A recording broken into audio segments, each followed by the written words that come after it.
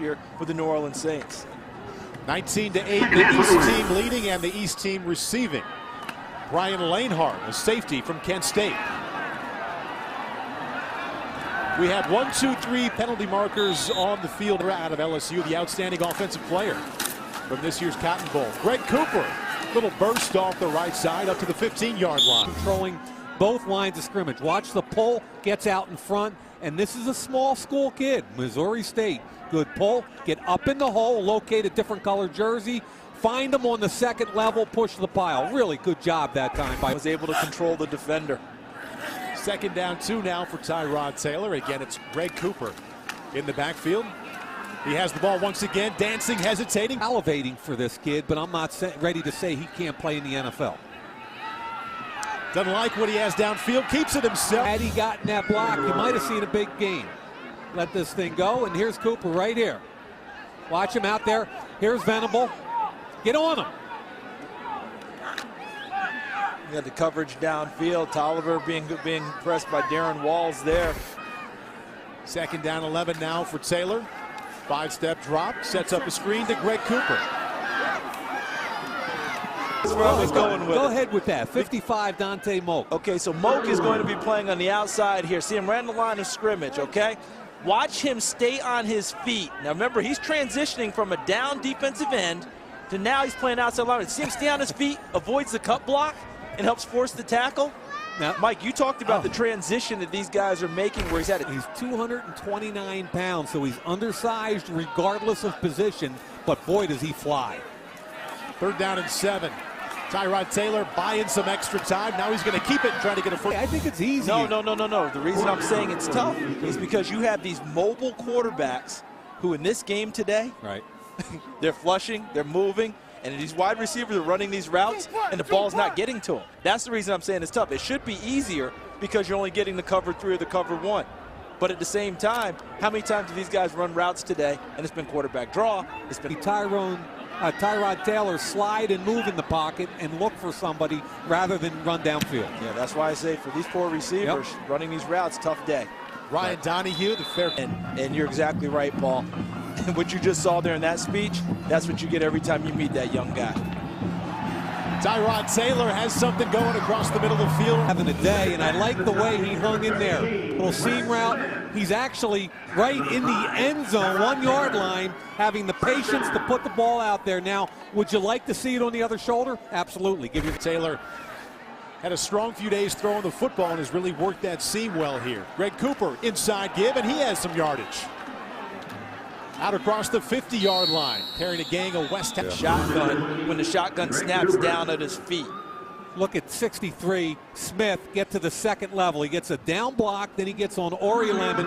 Doesn't make a great block at the second level, but enough of Lemon so he can't get involved. There's the down block. Now chip outside, second level, make the cut by your tailback. That's a good looking chance to play in the regular season.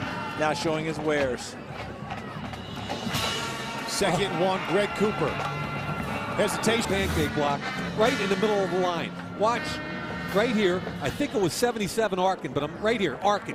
He buries. Just buries Brandon David Bear. Walker, or Brandon Bear. Brandon Bear. It's like the speed is he's catching up pretty well today. In a phone booth, he's tough. 3rd down and 2, DeLon Carter. Not good. You come back heavy. There's a big snap. Speaking of heavy. And Ryan Donahue is tall, but he's not that tall. Hey, great job. Heady play. Great job. Look at this. No return. Do you get extra points in Australia? Arias and Fairley, they're going to be tough guys to pass, just like Sue and McCoy last year. Pat Devlin back. He pulled a hamstring, not playing this afternoon. 2nd down 9 for Pat Devlin, looking deep off the play action a little bit. Wait, isn't that right? 4.08 is what he told, was it Coach Wade He Phillips? didn't tell you it was for 32 yards. Pat Devlin intercepted. With the football is Winston Venable from Boise State. Inside. Another one of those Boise kids, you know. Shocking. A Boise kid knows how to make a play. Yep. Sits underneath. Sits underneath. Looks like a little disconnect between Devlin and Tolliver. Ball was thrown clearly behind Tolliver. And Venable was the beneficiary, but he was beneficiary because he sat in the proper place, had his eyes back on the quarterback, and was able to move to the football when it was thrown. So now Gerard Johnson at quarter. You had a unique opportunity to have him at your house watching tape with you for about 3 hours, correct? Correct. This is DeLon Carter off the right side, trying to turn it up with a huge, and the kid loved that part of it, watching those kids play. Give inside to Anthony Sherman, the fullback. More than enough arm to be an NFL quarterback. Second down 12, DeLon Carter from Syracuse, finding some space off the left side. Mike Muhammad. Because let's take another look at this run first, though, because it bears a second look. There's DeLon Carter getting to the outside, trying to play up the block. Good blocks on the corner. And there's Carter finishing the run and Carter finishing the play. But you talk about Devlin and looking downfield, trying to get the blocks in the corner. There's Turner, #1 from Indiana, doing a nice job trying to stalk block. And I didn't want to use that word either because people go, oh, well, that doesn't mean, well, you know something, to me it's a positive. This is a different style. I need to see him step his game up here a little bit, though. I love to see him make a couple throws on time and move the team down the field.